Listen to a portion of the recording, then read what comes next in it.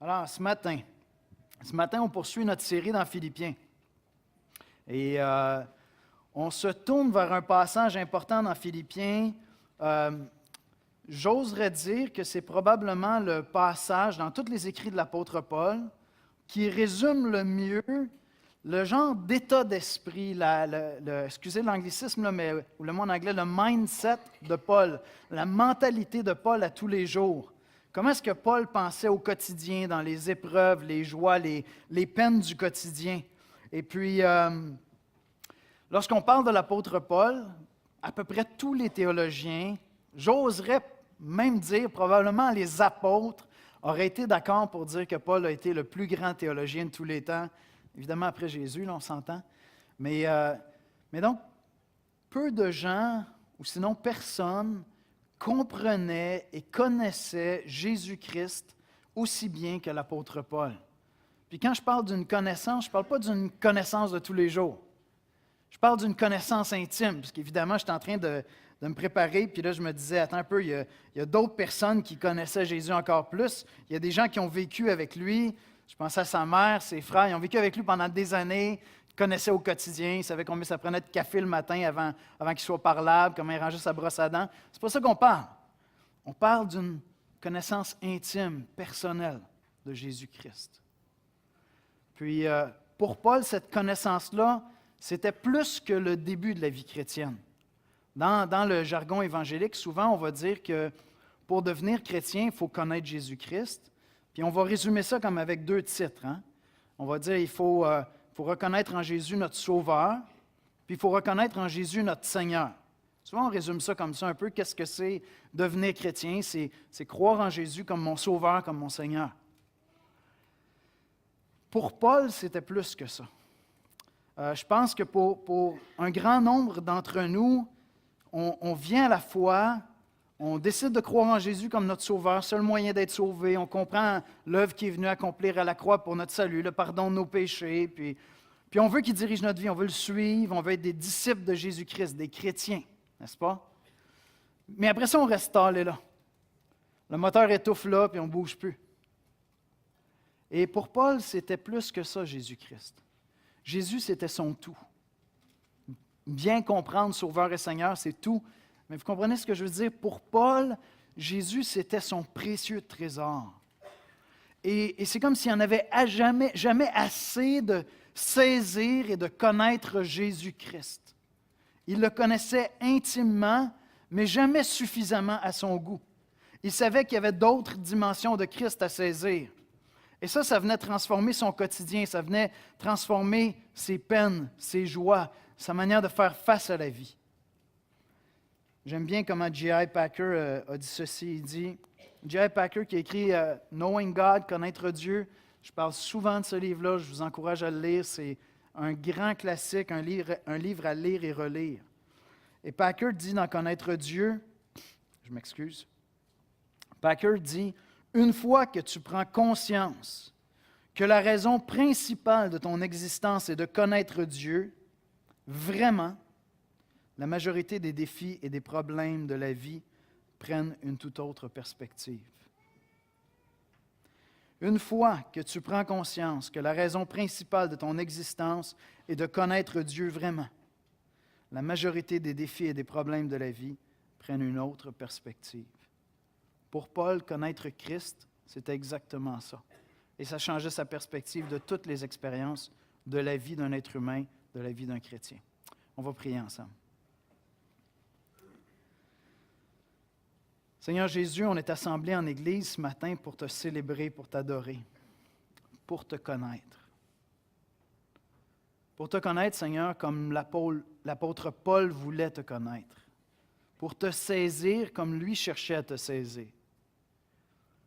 Pour vivre et expérimenter la puissance de ta résurrection, mais comme il le dit aussi, la communion à tes souffrances, Seigneur. Viens nous aider à comprendre ces versets ce matin et viens nous transformer, Seigneur Jésus. Viens nous transformer à ton image, que ton caractère, ta manière de voir la vie, devienne notre manière de voir la vie, qu'on devienne des imitateurs de Paul qui a traversé des choses autrement plus difficiles que celles que nous avons à traverser, avec une joie et une espérance constante en toi, Seigneur. Et Père, j'ose te demander si ce matin quelqu'un parmi nous ne connaît pas Jésus-Christ pour son salut, déjà, Seigneur, viens lui faire connaître Christ. C'est en son précieux nom que nous prions. Amen. Alors, on va écouter la lecture de la parole de Dieu. Alors, la lecture de ce matin est tirée de Philippiens au chapitre 3. Je vais lire les versets 4 à 14 dans la nouvelle édition Genève. Philippiens, chapitre 3, versets 4 à 14. Moi aussi, cependant, j'aurais sujet de mettre ma confiance en la chair. Si quelqu'un croit pouvoir se confier dans la chair, je le puis bien davantage. Moi, circoncis le 8e jour de la race d'Israël, de la tribu de Benjamin, hébreu, né d'hébreu, quant à la loi, pharisien, quant aux zèles, persécuteur de l'Église, irréprochable à l'égard de la justice de la loi. Mais ces choses, qui étaient pour moi des gains, je les ai regardées comme une perte à cause de Christ. Et même, je regarde toutes choses comme une perte à cause de l'excellence de la connaissance de Jésus-Christ, mon Seigneur, pour lequel j'ai renoncé à tout. Et je les regarde comme de la boue, afin de gagner Christ et d'être trouvé en lui, non avec ma justice, celle qui vient de la loi, mais avec celle qui s'obtient par la foi en Christ, la justice qui vient de Dieu par la foi. Ainsi, je connaîtrai Christ et la puissance de sa résurrection et la communion de ses souffrances, en devenant conforme à lui dans sa mort, pour parvenir, si je puis, à la résurrection d'entre les morts. Ce n'est pas que j'ai déjà remporté le prix ou que j'ai déjà atteint la perfection, mais je cours pour tâcher de le saisir, puisque moi aussi, j'ai été saisi par Jésus-Christ. Frères, je ne pense pas l'avoir saisi, mais je fais une chose, oubliant ce qui est en arrière et me portant vers ce qui est en avant. Je cours vers le but pour remporter le prix de la vocation céleste de Dieu en Jésus-Christ. Merci Stéphane.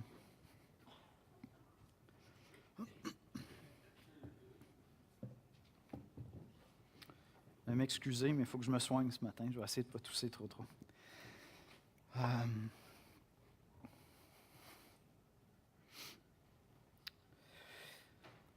Ce qu'on veut faire à travers la série dans Philippiens, comme je l'ai dit, ce n'est pas une lettre polémique, ce n'est pas une lettre où Paul est vraiment en train d'adresser des problèmes sérieux dans l'Église, mais il veut voir les chrétiens qui ont compris l'Évangile. L'Église a déjà une dizaine d'années à Philippe, dans la ville de Philippe, et il veut voir les chrétiens grandir en maturité. Il veut les voir prendre la maturité dans leur connaissance de Christ, dans leur expérience de Christ, dans leur compréhension de la vie chrétienne. Il veut les affermir dans leur compréhension, dans leur théologie, mais dans leur expérience personnelle aussi de Jésus-Christ.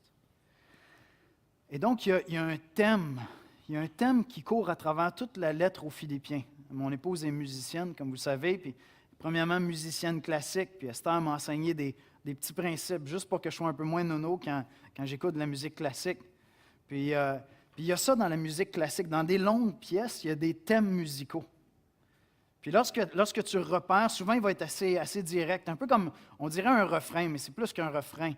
Puis si tu le détectes au début de la pièce peut durer pendant 90 minutes. Mais le thème va revenir, puis il va être décliné de différentes manières. Puis là, à un moment donné, tu entends, puis « Wow, OK, il a joué avec, il a tout comme transformé, mais tu reconnais le thème encore. » Puis là, un petit peu plus loin, encore, c'est un autre instrument qui arrive avec, puis c'est le thème qui revient encore. Il y a un thème comme ça que l'apôtre Paul est en train de développer à travers toute sa lettre. On pourrait dire qu'il y en a plusieurs, mais je dirais que le thème central, c'est vraiment saisir Christ. Comprendre, connaître Christ, que Christ soit mon précieux trésor. Et ça, c'est une mentalité, une pensée qui est constante chez Paul. La semaine dernière, avec notre cher Basile, on a vu ensemble, vraiment avec justesse, ça a été bien apporté. Avec Basile, on a vu ensemble la semaine dernière la pensée de Jésus-Christ. Comment est-ce que Jésus pensait lorsqu'il a quitté la gloire? Il est venu sur la terre, s'est humilié, fait face aux défis humain, très réel, mais même surhumain, celui d'aller porter nos péchés sur la croix. Quelle attitude il avait, quelle mentalité il avait. Puis là, dans le passage de ce matin, on se tourne vers Paul maintenant. Parce que Paul cherche à être un imitateur de Christ. Et Paul va dire maintenant, regardez à des hommes, des femmes matures autour de vous qui vont être des modèles que vous allez pouvoir imiter. Alors, regardez-moi, je cherche à imiter Christ, cherchez à m'imiter maintenant. Et donc, on va étudier cette mentalité, cet état d'esprit chez Paul. Paul avait bien compris cette parole de Christ. C'est Jésus qui dit dans Jean 17,3, « Or, la vie éternelle, c'est qu'ils te connaissent, toi le seul vrai Dieu, et celui que tu as envoyé, Jésus-Christ. » Toute la gloire de l'éternité se résume à la connaissance véritable et intime de Dieu.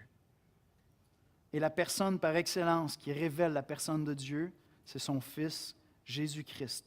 Dieu le Fils fait homme. Or, la vie éternelle, c'est qu'ils te connaissent, toi le seul vrai Dieu, et celui que tu as envoyé, Jésus-Christ. Alors, voici comment je résumerai l'exposé de ce matin. Toute la pensée, la mentalité de Paul se résume à un seul objectif, connaître personnellement, véritablement Jésus-Christ. Son zèle, sa joie, sa paix, ses espoirs, tout découle de la poursuite de Christ. D'accord? Je répète ça, parce que c'est vraiment ce qu'on doit méditer, et c'est vraiment ce qu'on doit saisir. Toute la pensée, la mentalité de Paul se résume à un seul objectif, connaître personnellement, véritablement Jésus-Christ. Son zèle, sa joie, sa paix, ses espoirs, tout ce qu'on voudrait expérimenter au quotidien, tout découle d'une seule chose, la poursuite de Christ. Paul dit, « J'ai renoncé à tout pour gagner Christ. » Je vais l'illustrer comme ceci, OK? Il y a des gars ici qui espèrent se marier un jour, des filles aussi, mais je vais prendre les gars, OK? Fait qu'écoute-moi bien, mon homme. Si tu rêves de te marier un jour, 25 ans, je suis marié, je peux commencer à parler comme ça.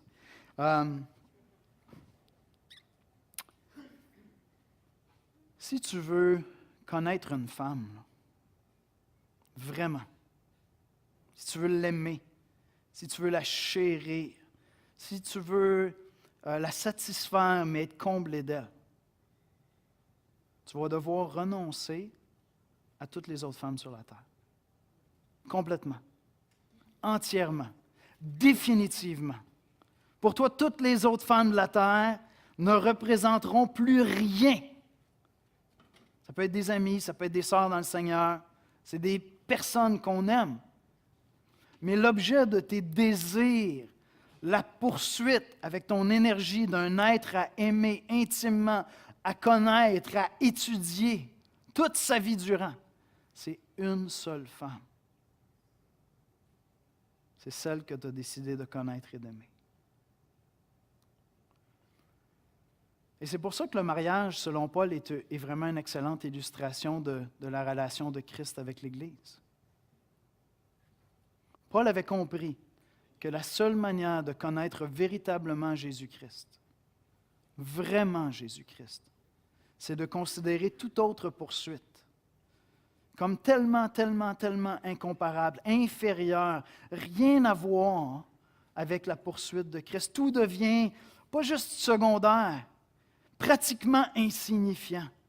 C'est pas que j'aime pas les gens autour de moi, c'est pas que je considère plus les gens autour de moi, c'est pas qu'ils n'ont aucune importance, mais proportionnellement, ils sont totalement insignifiants. Proportionnellement, ils n'ont plus aucune importance. Mais c'est plus que les gens, c'est beaucoup plus que ça. C'est tout ce qui donne un sens à la vie pour celui qui n'a pas été saisi par Christ. Alors que celui qui a été saisi par Christ veut simplement connaître Christ. Regardez bien ce que Paul dit dans Philippiens 3:3.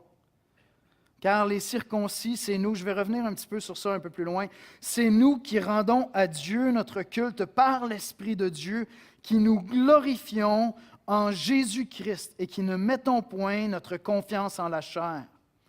Paul avait un seul sujet de se glorifier. À ses yeux, à lui.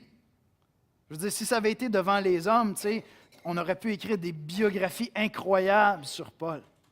On aurait pu écrire des livres, c'est un aventurier, c'est un homme qui a vécu la vie avant de connaître Christ, puis après avoir connu Christ, sa vie est passionnante, sa vie est folle, c'était un malade. Mais tout ça pour lui, c'est c'est insignifiant parce que la seule gloire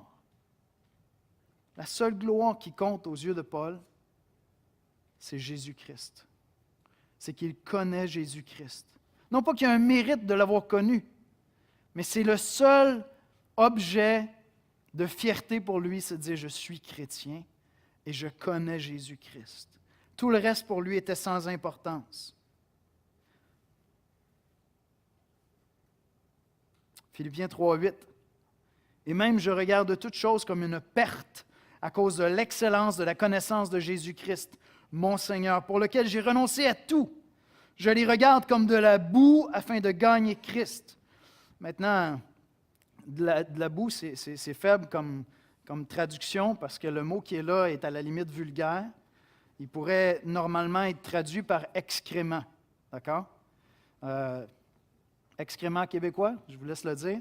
Ça va? Tout! Mais il y a un autre sens possible aussi. Il y a un autre sens possible à ce mot-là, c'est de la nourriture avariée.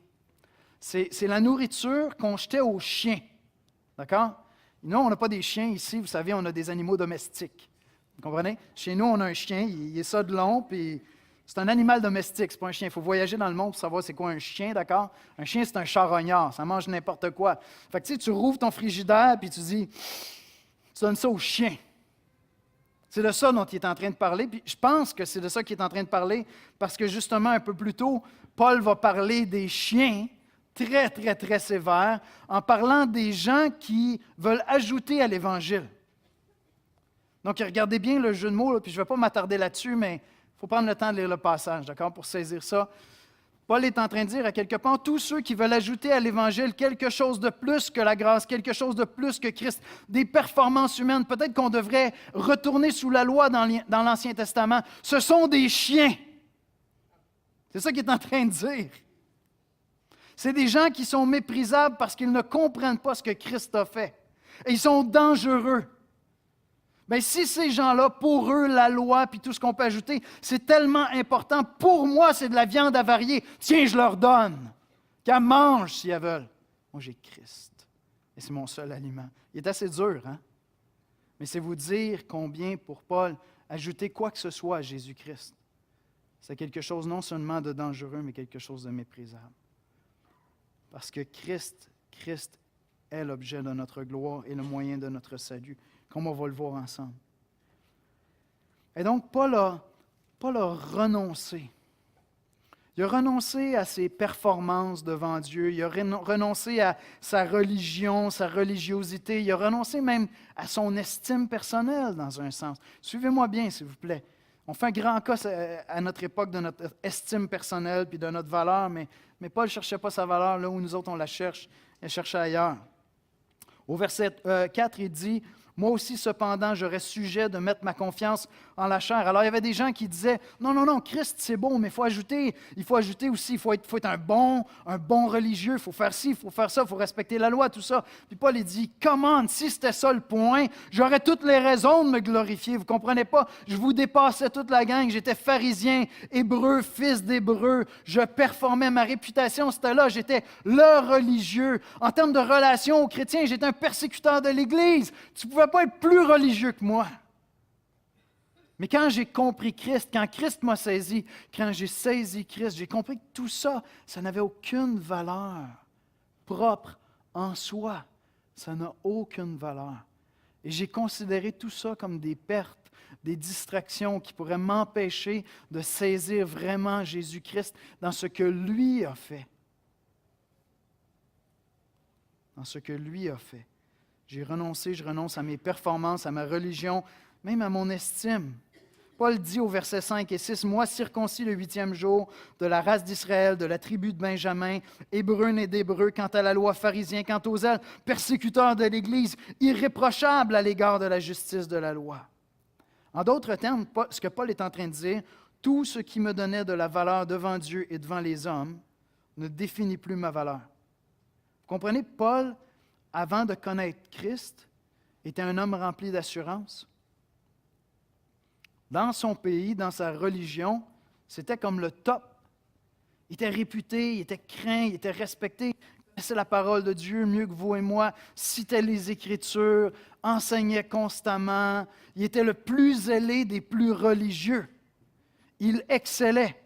Et souvent, nous, on pense à ces choses-là, puis on se dit, OK, Paul, ça lui donnait comme il essayait de gagner son ciel à quelque part, il essayait de se donner une valeur devant Dieu. Non, mais c'est plus que ça, c'est devant les hommes aussi. C'était un statut. Mais lorsqu'il a saisi Christ, qu'est-ce qui s'est passé dans sa culture, dans sa société? Paul est devenu un moins que rien. Il a été perçu comme un fou. Lui qui était perçu comme un homme super brillant, un érudit, un intellectuel incroyable. Il a été perçu maintenant comme un fou, un homme ridicule, un mystique, quelqu'un qui a cru dans un ressuscité. C'est quoi cette affaire-là? Un gars méprisé par les Romains, méprisé par les Grecs, méprisé par les Juifs, méprisé par tout le monde, battu, rejeté. Parce qu'il a considéré que tout ce qui définit notre valeur devant Dieu, puis aux yeux des hommes, pour lui, tout ça n'avait pas de valeur. C'était Jésus-Christ et son œuvre en sa faveur. Connaître personnellement Jésus-Christ, c'était la seule chose qu'il y avait à ses yeux. Et remarquez que ce n'est pas seulement que Paul regardait sa vie avant d'être chrétien, puis il disait, tout ça, là, tout ce que je poursuivais, c'était de la boue.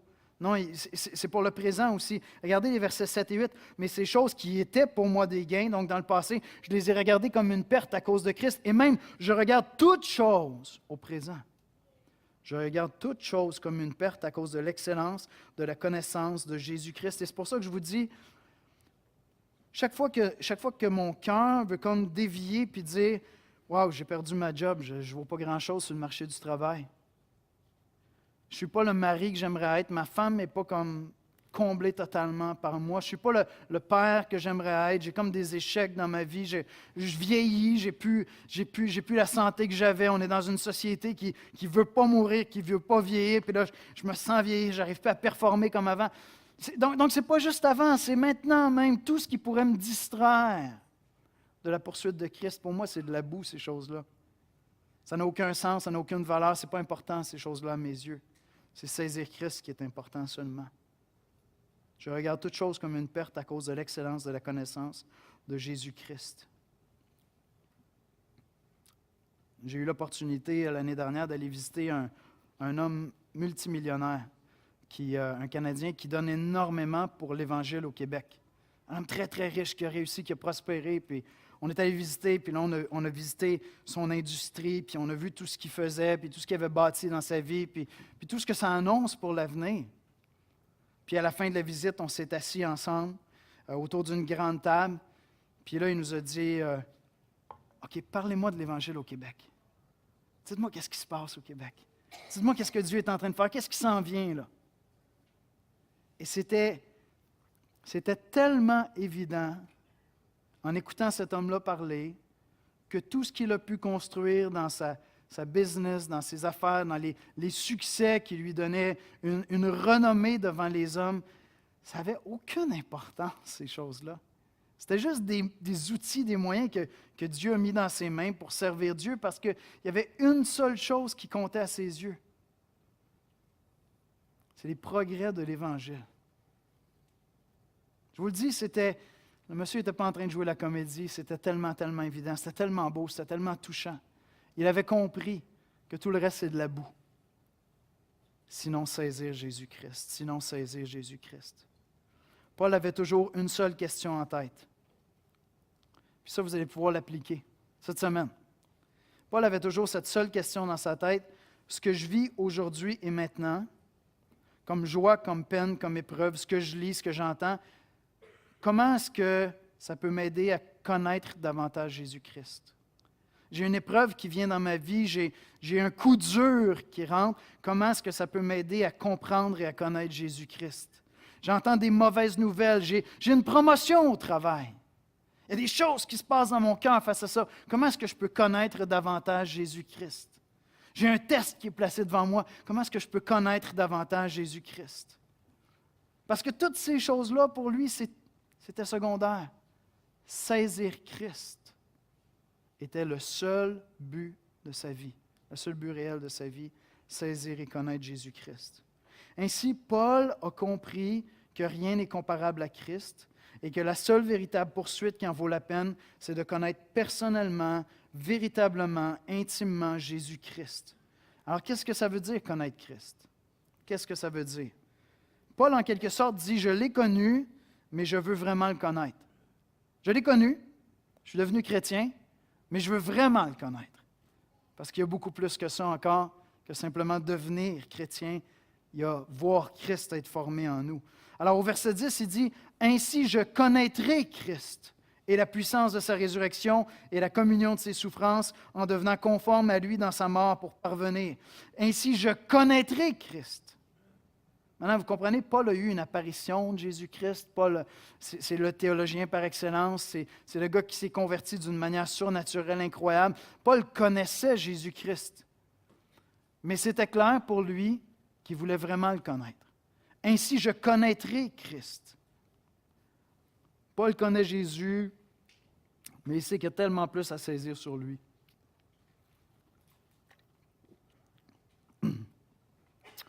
Paul est en train de parler ici d'une relation personnelle avec Jésus-Christ.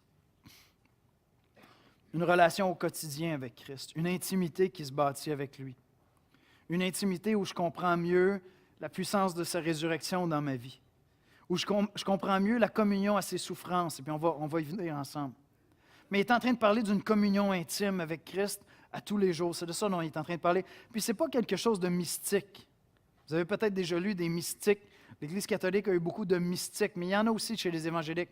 Des gens qui ont comme des apparitions de Jésus ou qui vivent quelque chose qu'ils ne peuvent pas trop expliquer, pas trop formuler. Ce n'est pas de ça dont il est question. Ça n'a rien à voir avec ça, honnêtement. Sérieusement, ça n'a rien à voir avec ça. Oui, c'est quelque chose de surnaturel, c'est quelque chose de spirituel qui est à l'intérieur de nous, mais ce n'est pas quelque chose de mystique. C'est quelque chose qu'on peut communiquer, qu'on peut enseigner, qu'on peut expliquer.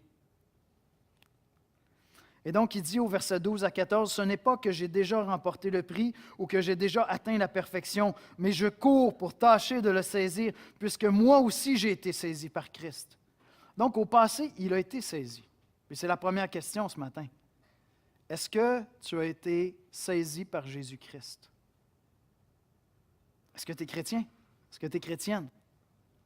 Est-ce que tu as été saisi par l'Évangile? Est-ce qu'il y a un moment dans ton histoire où tu as compris que ce que Christ a fait en venant mourir sur la croix, ce n'était pas simplement pour l'humanité ou pour les hommes ou pour les gens religieux, mais c'était pour toi.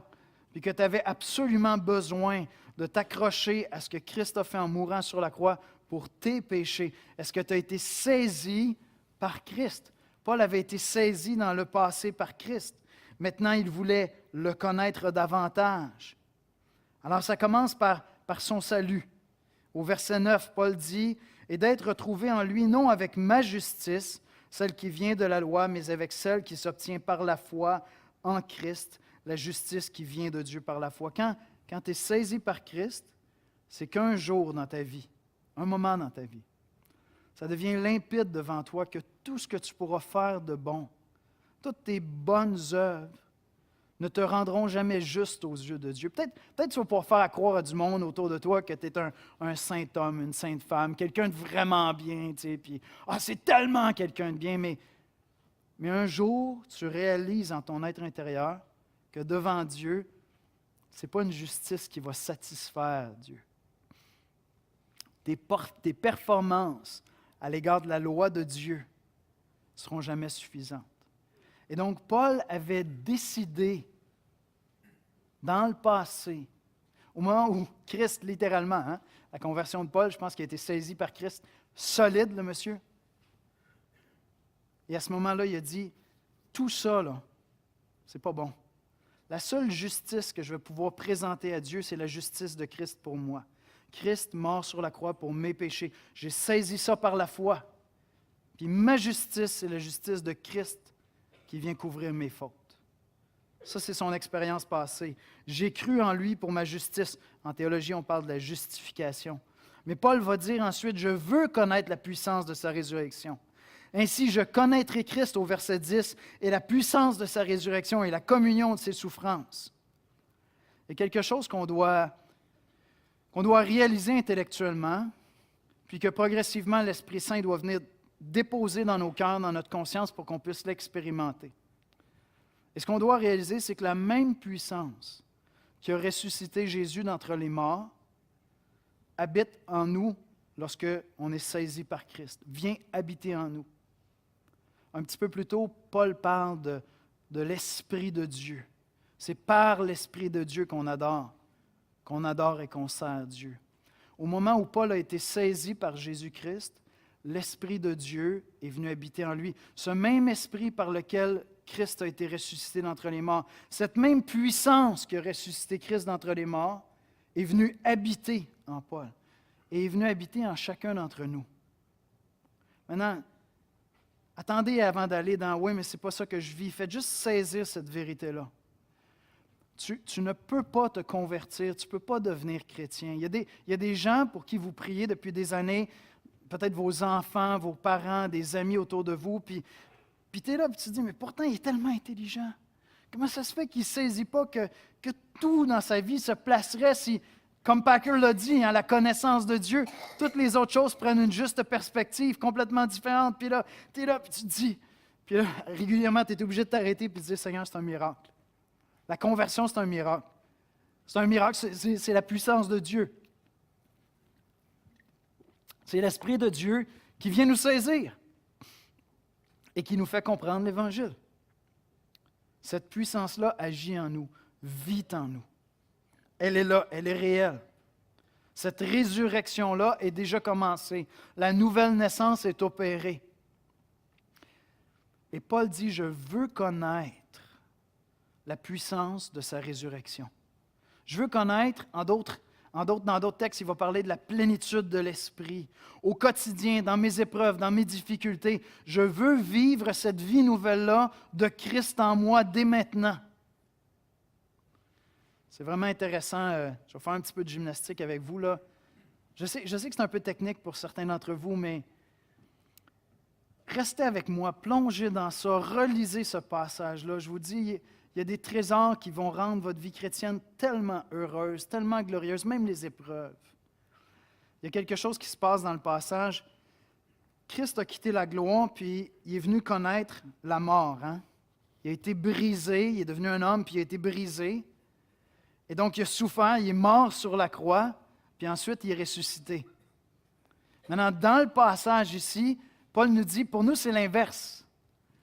Parce qu'il est ressuscité, nous, maintenant, on peut connaître la puissance de sa résurrection. Puis une fois que son esprit agit en moi, je vais maintenant pouvoir entrer dans une communion à ses souffrances. Je vais pouvoir accepter de souffrir pour l'Évangile. Je vais revenir sur ça. Mais voyez-vous, c'est l'inverse. Parce que Christ est ressuscité, maintenant, il a pu nous envoyer son Esprit Saint. Son Esprit Saint habite en moi. J'étais mort spirituellement, maintenant je suis vivant spirituellement. L'Esprit de Christ habite en moi. Maintenant, je peux vivre la puissance de sa résurrection. Et parce que je peux vivre la puissance de sa résurrection, je vais pouvoir vivre la communion à ses souffrances. Je vais pouvoir accepter de souffrir complètement autrement. Alors, premièrement, Paul dit, je veux au quotidien vivre ça. Et je sais comment ça peut être difficile à croire lorsque, au quotidien, tu luttes avec certains péchés, certaines chutes, certaines faiblesses.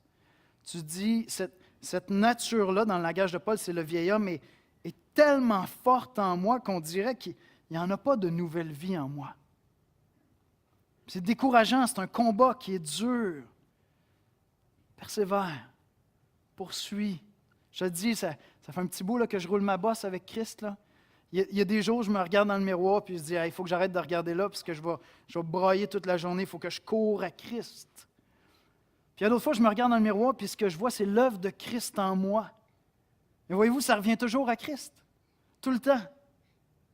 Persévérer, je vous le dis, la puissance de la résurrection, l'œuvre de l'Esprit en vous qui va faire mourir ce vieil homme, qui va faire mourir les œuvres de la chair, qui va faire que le caractère de Christ est formé en vous. Dieu va le faire. Il est en train de le faire. Persévérez, poursuivez Christ. Cherchez à saisir Christ. Son esprit habite en vous. Vous êtes ici ce matin pour saisir Christ, même dans vos combats les plus difficiles. Mais Paul dit aussi quelque chose qui est peut-être un peu étrange. Il dit, je veux participer à la communion, devenir conforme à ses souffrances, conforme à sa mort. De quoi est-ce que Paul est en train de parler ici? Mais dans Philippiens, un peu plus tôt, là, au chapitre 1, verset 29-30, il dit que c'est une grâce pour le chrétien de souffrir. Maintenant, Paul n'est pas maso, rassurez-vous. Alors, Philippiens 1, 29, il dit « Et cela vient de Dieu, car il vous a été fait la grâce. » Une grâce, c'est comme un cadeau, hein? Il vous a été fait le cadeau par rapport à Christ, non seulement de croire en lui. C'est une grâce, on l'a dit, tu ne deviens pas chrétien sans l'Esprit de Dieu, c'est impossible. Non seulement de croire en lui, mais encore de souffrir pour lui, en soutenant le même combat. Et donc, Paul est en train de dire, je pense qu'il a premièrement en tête toutes les persécutions qu'on peut vivre à cause de l'Évangile. Puis il dit, lorsque je souffre à cause de l'Évangile, lorsqu'on me persécute à cause de l'Évangile, lorsque je suis persécuté à cause de l'Évangile, je participe à ce que Christ a souffert. Et dans cette souffrance-là, il y a une grâce qui est là. Je vais pouvoir connaître Christ davantage. Et c'est vrai. C'est vrai qu'il y a une bénédiction. Le premier pasteur qui a commencé à me former pour le ministère pastoral, il m'a dit, Yannick, si tu veux devenir un homme de Dieu, tu vas souffrir énormément. Pas parce que les églises sont difficiles, c'est pas ça qu'il y avait en tête, du tout. Tu vas souffrir énormément. Parce que si tu veux connaître Christ, il va falloir que tu le connaisses à travers la souffrance aussi. Et donc, Christ a quitté la gloire, il est venu sur la terre, puis il a accepté la mort. Il a accepté de porter l'injustice du péché. Il a accepté d'être fait péché pour nous. Il a accepté que son Père détourne le regard de lui. Pour nous, il a accepté le mépris des hommes, ses propres créatures. Il a accepté qu'on lui crache dessus. Pas simplement ça. Christ, rappelez-vous lorsque Lazare, son ami, est mort. Qu'est-ce qu'il a fait? Il a pleuré. Pourquoi Jésus a pleuré lorsque Lazare est mort alors qu'il sait qu'il va le ressusciter quelques instants après? Parce que Jésus pèse à quelque part le poids de ce que c'est d'être un être humain dans un monde brisé par la malédiction de Dieu, par le péché. D'être un homme qui voit ses amis, ses parents, ses enfants mourir puis les mettre en terre, puis il voit toute la dévastation. Lorsqu'il pleure sur Jérusalem, Jésus regarde Jérusalem qui est rebelle, puis il voit toute la dévastation puis la rébellion. Alors je pense que lorsque Paul parle ici d'être en communion avec ses souffrances, je pense qu'il parle premièrement d'accepter d'être persécuté pour l'Évangile. Mais il y a beaucoup d'autres manières subtiles de communier aux souffrances de Christ. Tu as une relation avec quelqu'un au travail, puis il y a de l'injustice. C'est pas parce que tu as annoncé l'Évangile, c'est pas parce que tu as ouvert la bouche pour Christ, c'est même pas ça, il ne sait peut-être même pas que tu es chrétien. Mais il y a de l'injustice au travail. Puis tu choisis d'accepter des situations injustes, puis de les vivre comme un chrétien va les vivre. Tu as un conflit avec ton mari chrétien. Ça, c'est le pire, ça. Avec ta femme, ton épouse chrétienne. Puis, il ne comprend pas, elle ne comprend pas. Il y a quelque chose de profondément injuste dans tout ça, parce qu'à quelque part, cette personne-là est en train de résister à Dieu, puis parce qu'elle résiste à Dieu, toi, tu dois souffrir. Kevin DeYoung dit ceci, il dit, en parlant de l'Église, il dit, ta résistance à ta sanctification, c'est ma bénédiction. Comprenez-vous ça?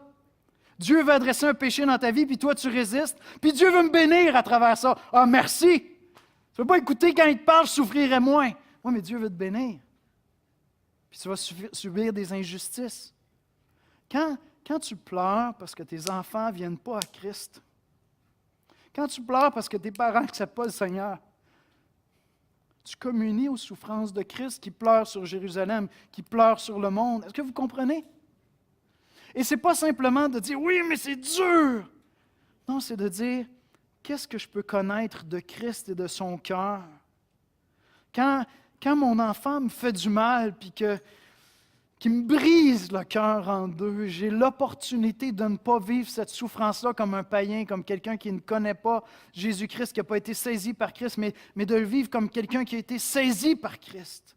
Et de comprendre, ah, c'est ça, Seigneur, que tu vis. C'est ça que tu vis lorsque tu vois le monde qui est rebelle, lorsque tu vois les êtres humains qui s'entredéchirent. C'est ça que tu vis lorsque moi, je suis rebelle envers toi, Seigneur. Et j'ai la possibilité de communier aux souffrances de Christ. Et dans ça, je vais communier dans sa mort. Parce que je vais vivre l'Évangile à cet endroit-là. Quand on parle à l'Église de l'Espoir d'être centré sur l'Évangile, là, c'est de ça dont on parle. C'est exactement de ça dont on parle. Puis Paul dit, « J'aurai jamais terminé. Tant que je ne parviendrai pas à la résurrection, je n'aurai jamais terminé de poursuivre Christ. » Si par la grâce de Dieu, vous avez été attentif à ce qu'on voit ensemble ce matin, là, demandez à Dieu de vous montrer par son esprit comment ça s'applique dans votre vie cette semaine. Je vous le dis, il y a littéralement des dizaines d'endroits où ça s'applique. Je vous le dis. Je m'assoirai avec vous, puis on prendrait le temps de regarder votre quotidien, puis vos joies, vos peines, vos tristesses, vos ennuis, puis toutes des opportunités de connaître la puissance de la résurrection de Jésus-Christ et la communion à ses souffrances, et de saisir Christ à travers ça, de saisir Christ à travers ça. J'avance rapidement, simplement pour dire ceci. L'apôtre Paul dit qu'on apprend ça en cherchant à connaître Christ, mais on apprend ça en regardant les gens autour de nous, les chrétiens qui ont connu Christ.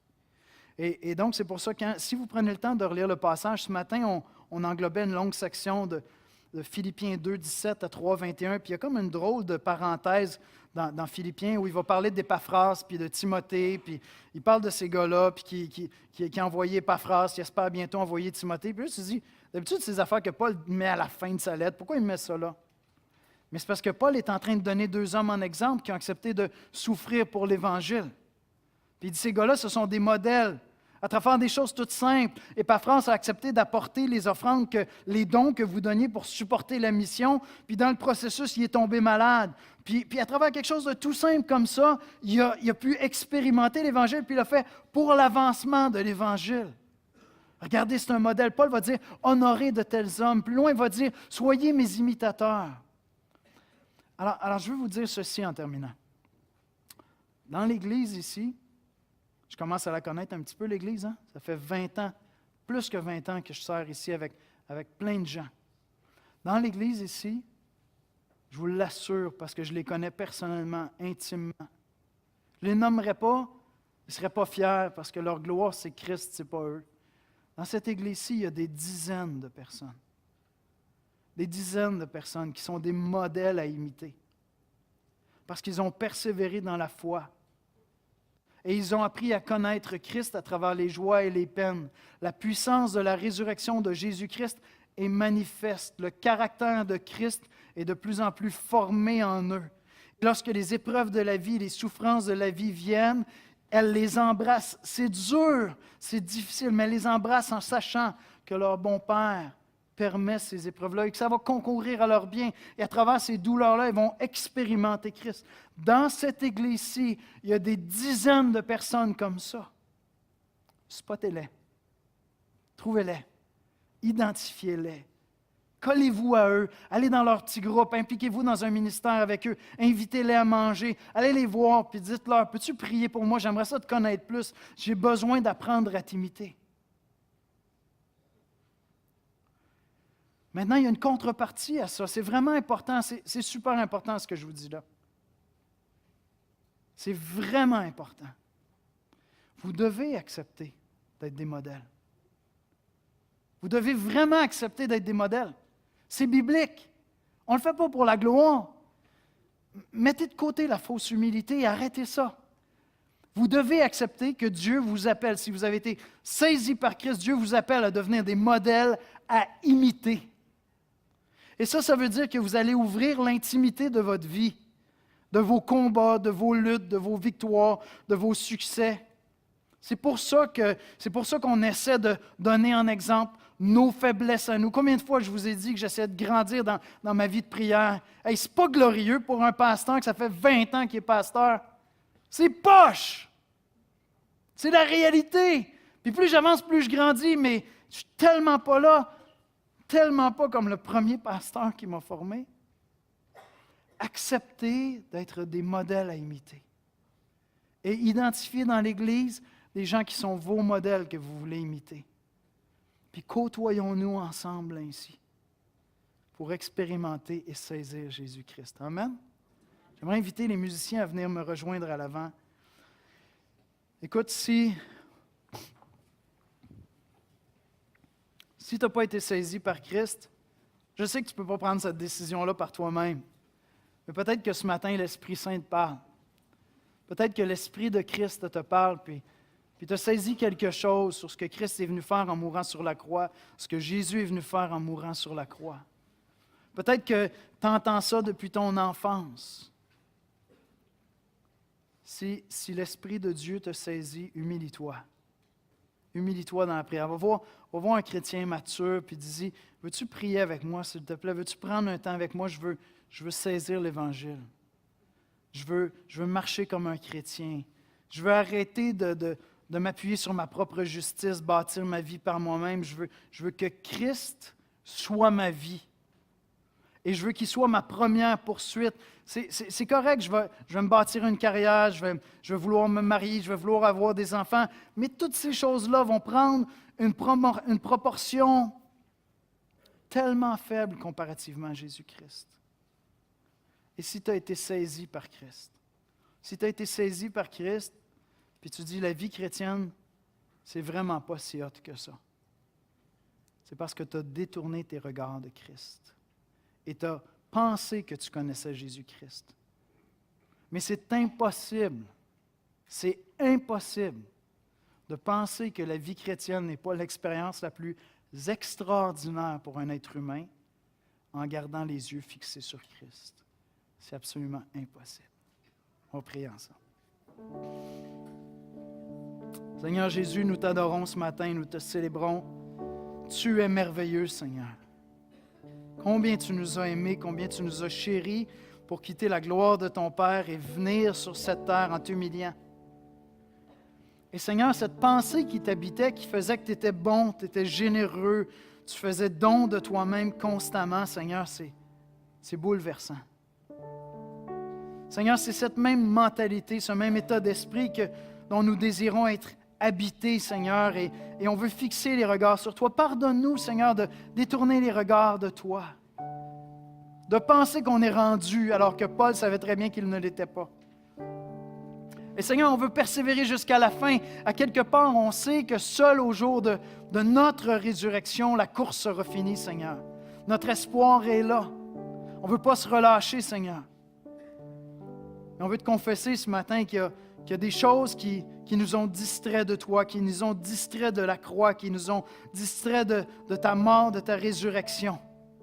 Des choses qui ont pris une valeur disproportionnée à nos yeux, Seigneur.